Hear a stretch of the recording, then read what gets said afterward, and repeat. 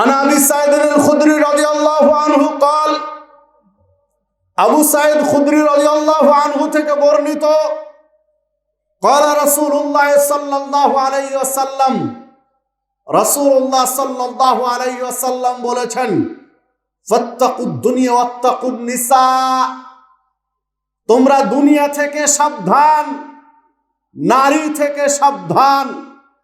দুনিয়ার বিষয়ে সতর্ক হও, নারীর বিষয়ে সতর্ক হও। ফাইন্না ফিতনাতা বানি ইসরাইল কানাত ফিন নিসা, কেননা বানি ইসরায়েলের প্রথম ফিতনা বানি ইসরায়েলের মতো একটা কওম, বানি ইসরায়েলের মতো একটা জাতি, যে বানি ইসরায়েল কওমের ভিতরে হাজার হাজার নবী এবং রাসূল এসেছিলেন হেদায়েতের জন্য। এই রকম একটা কওম, একটা জাতি ধ্বংস হয়েছে নারীজনিত ফিতনা দিয়ে। সূচনা হয়েছিল ধ্বংসের শুরু হয়েছিল নারীজনিত ফিতনা দিয়ে। একটা জাতি শেষ হয়ে গেছে।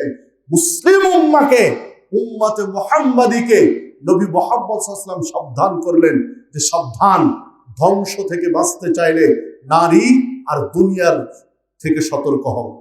দুনিয়ার মোহে পড়ে গেছে, দুনিয়ার প্রেমে পড়ে গেছে, দুনিয়া নিয়ে ব্যস্ত হয়ে গেছে, মানে ধ্বংস হয়ে যাবে।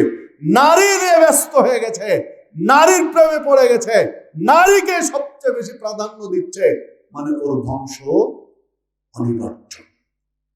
খোলেন সহিহ মুসলিমের ৭১২৪ নম্বর হাদিস, মিশকাতের মধ্যে পাবেন ৩০৮৬ নম্বর হাদিস।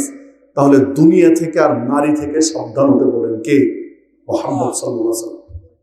মানে দুনিয়া আর নারী বিপদের কারণ, ফিতনা।